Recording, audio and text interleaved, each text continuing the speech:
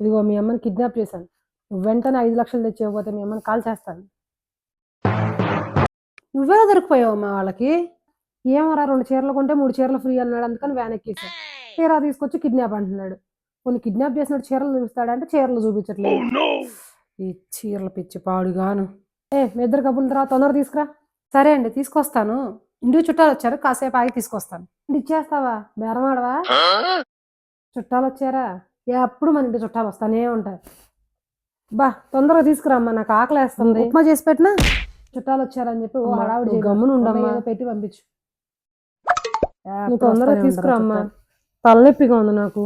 మరి రాదా? ఓ ఫోన్ చూస్తా ఉంటే ఫోన్ ఎక్కువ చూడకూడదు, చూడమాక. మీ అమ్మ నోరు మీమని చెప్పు. పెళ్ళి ఎన్నాళ్ళు అయింది, మా నాన్న వల్లే కాలేదు, మన వల్ల ఏమవుద్ది. ఈలో టీవీ పెట్టి కార్తీక దీపం సీరియల్ చూద్దాం.